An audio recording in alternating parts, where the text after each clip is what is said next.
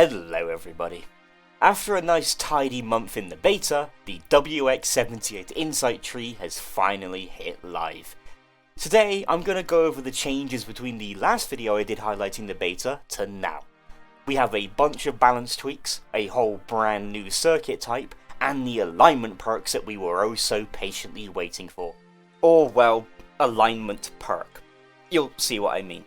On top of, all of the brand new perks and abilities that I mentioned before, I'll go over them again quickly. But before we get stuck in, we got some new skins of this update.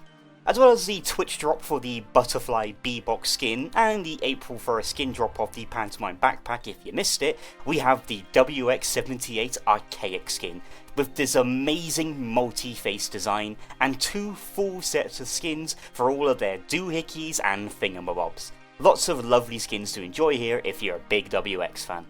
As well as that though, we have two new resurrected skins you can buy. The Nightmarish Magician's Chest and the All Chemical Engine are now available for purchase if you didn't buy the U2s, over 2 years ago now. But on top of that, I may or may not have some new codes to give away soon for said resurrected skins, as well as some other stuff. I'll let you know when I do. It will be over on my Discord. Just don't go over there and beg for skins, please. As well as new skins, Clay have posted the content plan for Don't Starve moving forward. Please go check this out whenever you have the chance. It is very important not only for the future of DST, but also the future of the recently announced DSE as well. Gosh, that feels so weird to say. Anyway, time for the changes of this update.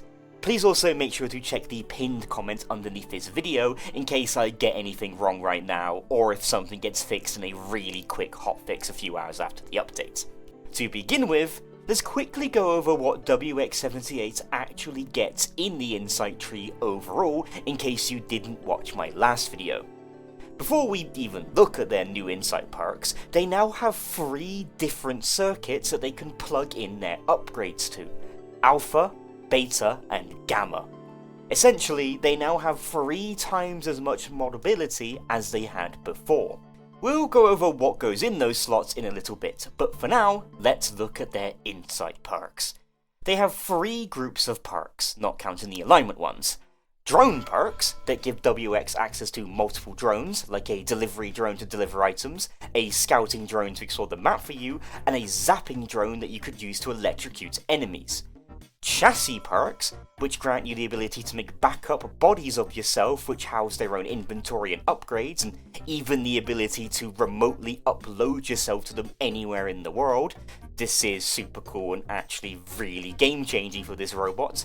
And circuitry perks, that's on top of making the use and manipulations of circuits easier, more efficient, and even allowing for 1 more circuit capacity overall, added brand new effects to them, depending on the perks you take. Now in my beta video, I said that only 3 circuits got upgrades, but oh how wrong I was. It turns out, after doing even more testing, pretty much every single circuit in the game has an upgrade if you take their respective perks, and I'm gonna go over them right now. If you want even more numbers than I'll be showing in this video that will hopefully be accurately updated with any future changes, then check the scrapbook in-game for a thorough teardown of all of the circuit's numbers and abilities. Yeah, I'm surprised Clay remembered this thing exists. It's super lovely and very useful, thank you so much. Back to the circuits though. Starting with the stat upgrade circuit, the Alpha circuit. These go in the Alpha circuit, obviously. And you can tell the circuits apart because now they have lovely little colour-coded sprites. The health upgrading Hardy circuits will grant you a very small amount of damage resistance for each one inserted when you have the upgraded perk.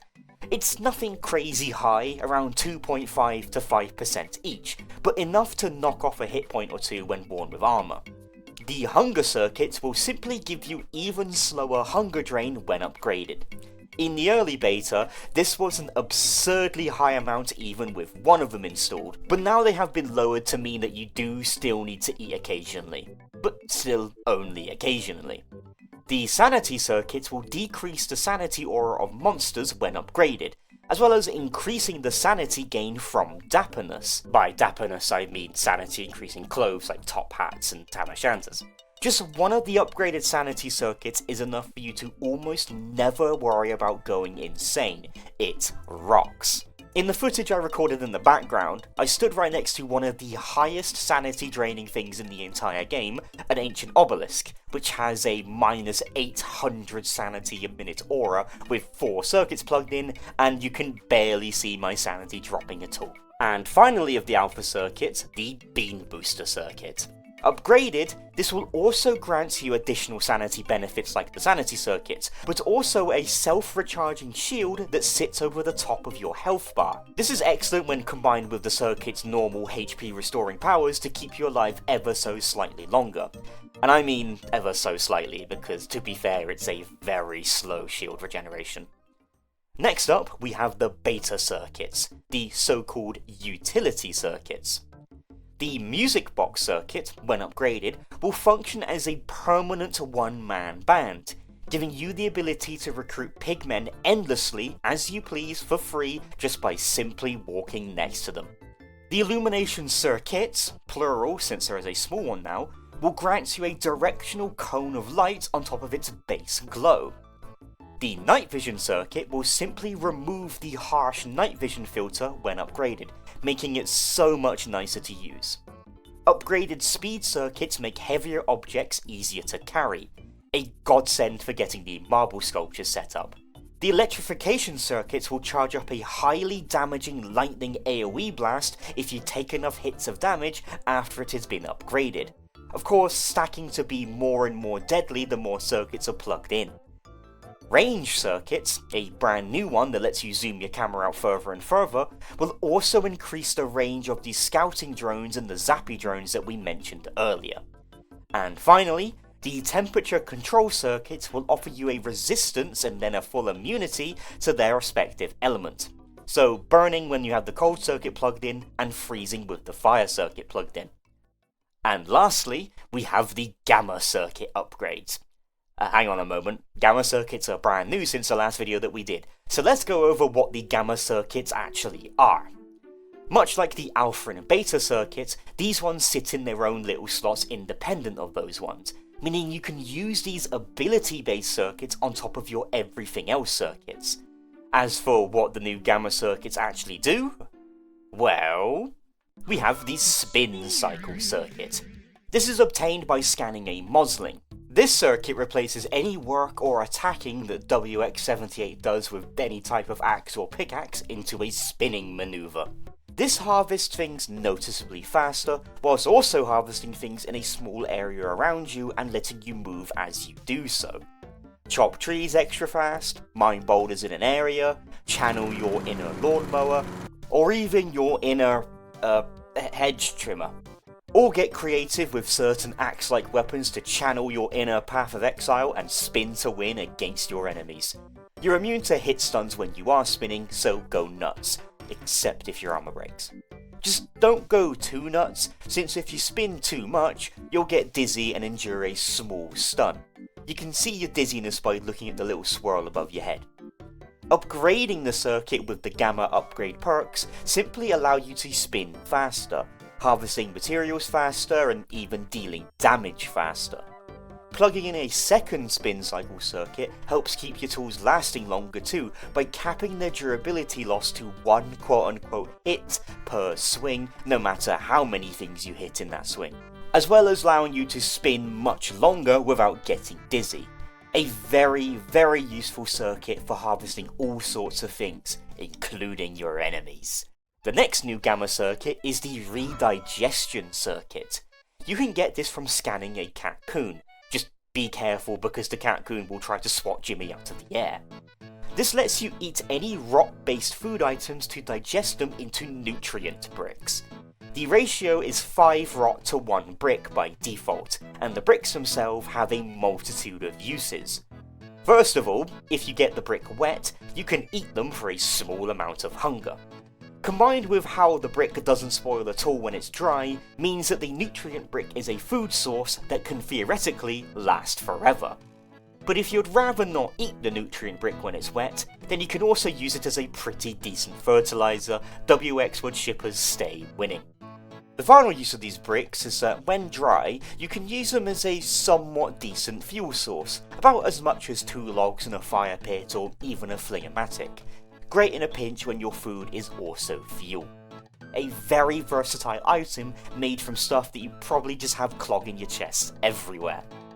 When upgraded with the Perk, you'll also gain rot brick production progress when eating spoiled food, as well as the food stats. Plug in more of this circuit to produce bricks at a cheaper cost, reducing the cost to only 3 rot when you have the maximum amount of circuits plugged in. Be the bricklayer of your dreams. After that circuit, we have the Sonic Invoker circuit. Scan a naked molebat in the Lunar Grotto to get this one. It lets you right-click on WX to enter a sonic stance to fear nearby enemies for a very short duration. That's it, really. It's useful for getting mobs off your back or fearing them to get some extra hits in. Fear is actually a really powerful debuff in this game. Please don't sleep on it. Enemies cannot attack back at all when they're running around in a circle panicking. Great for taking out clockworks. But it's not too good against bosses since they rarely are affected by fear. When upgraded with the Perk, you can indefinitely perform your Sonic Invocation so long as you stay still.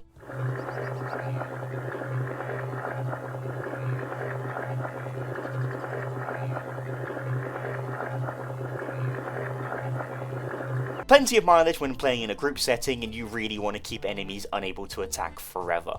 Oh, and if you just plug in another circuit, it will increase the range. The final new Gamma circuit is the Blocking circuit. Scan a Snurtle and then use the ultra annoying to get Shelmet to craft this one.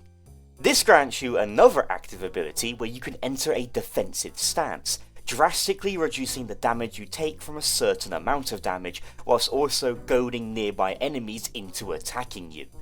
It won't last forever, and much like the Sonic Invoker circuit, will incur a pretty hefty cooldown when it does run out. But it's best when combined with some heavy armour to survive some real bad hits.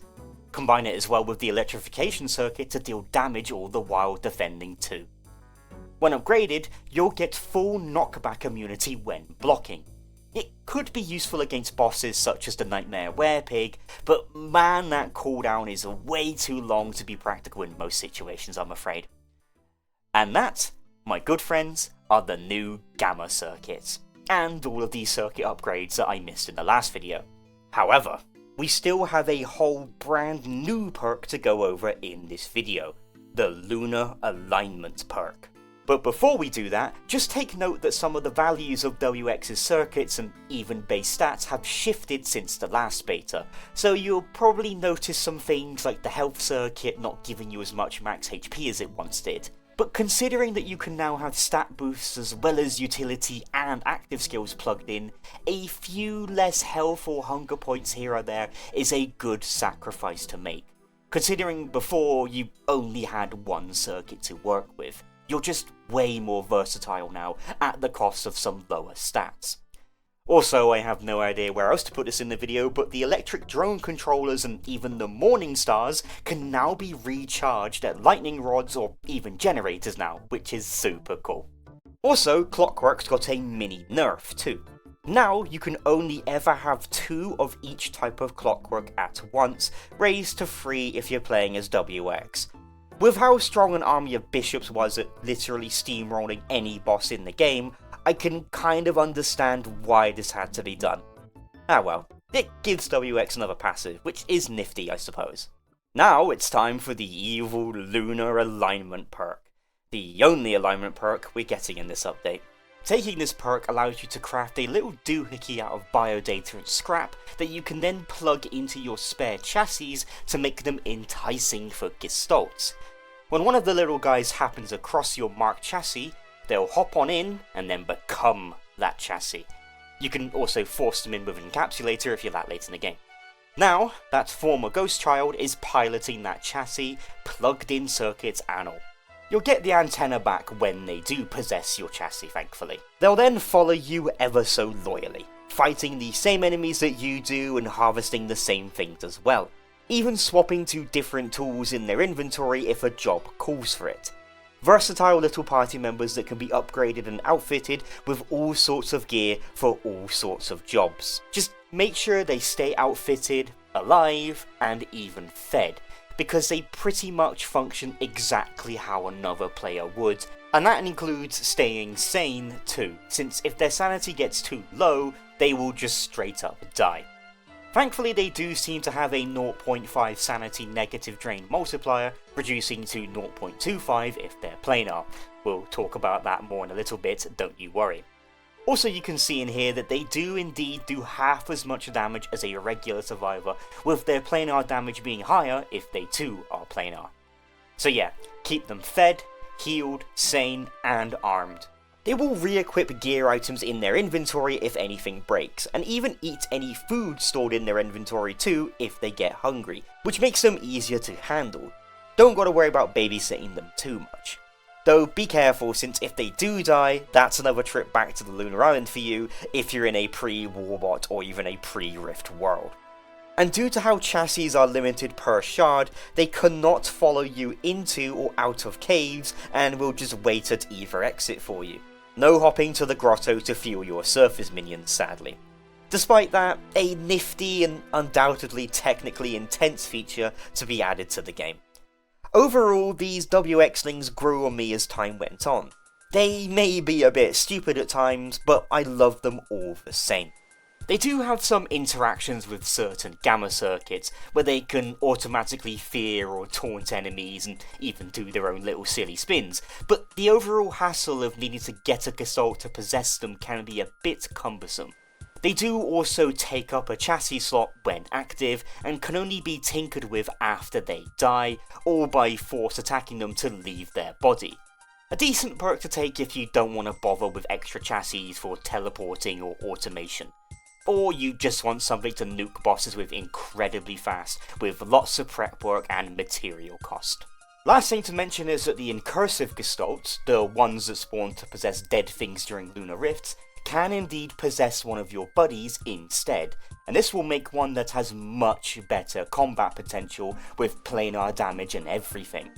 Some incredibly strong minions with this one, but ones that still require intense preparation and upkeep, that when you compare them to other minion-based survivors, you get a lot of extra power at significantly less convenience. It's up to you if this is the character for you. But yeah, as I've said multiple times in this video, that's the only alignment perk we're getting. That's because we're currently missing the Shadow side, since the Shadow alignment perk is undergoing some heavy changes from the beta, and didn't want to be put in the update in its current state. It sucks that we're missing out on such a big perk in this update, but I guess they just want it to be as good as it can be without pushing themselves. In the beta, the perk actually did exist in what I assumed was its final and somewhat decent form. It basically let you slot Nightmare Fuel, Shadow Atriums and Possessed Atriums into your chassis to grant yourself tiered perks, such as a Lazy Forager effect when picking up items, a damage weakness debuff to nearby enemies, and even the ability to use mimicked items without them transforming back into a mimic. Yes, really. And the chassis themselves would harvest and collect items, spawn mini boulder barrel resources, and even create mimicries to duplicate items with. It was a nifty perk that I honestly preferred over the Lunar one, but it looks like we're going to have to wait a little bit longer to see the final form of this perk. I'll be sure to cover the changes when it's in its final form in a little mini update video, but for now, just keep an eye on the beta since Clay do want to test it a little bit more over there. As long as we get a banging Shadow perk, I don't mind the delay. Sorry everybody. And that is the WX-78 Insight Tree in its near final form. An extremely versatile and resourceful character that can fit into many roles. Build them exactly how you like them. Combat focused, resource focused, or even other utility focuses. And do them all at the same time by using their backup chassis, all the while exploring the map with your scouting drones and zapping your enemies with your zappy drones. The sky is the limit with a character like this. A great insight tree all around, I would say. Do let me know your thoughts on this insight tree in the comments down below. Overall, I am very satisfied with this. I feel it gives them a decent amount of power and utility without taking away from their identity at all. I do wish we still got a few more new circuits, especially gamma ones for even more versatility, but I'm happy either way, especially since Clay didn't focus too much on their combat aspects and stuck to WX's utility. Either way, a better insight tree than most other survivors, even if it might still be unfinished. But what's next for Don't Starve now that we got a new game on the horizon? Well, that's why you gotta check the roadmap out for that I mentioned earlier. We're still getting updates for Don't Starve Together, so I'm happy. And I'm happy that you watched all the way to the end of this video. Thank you so much for watching. Enjoy the new WX skill tree, everybody. I'm gonna go take a nap. Take care, everyone. Thanks again for watching. Bye bye.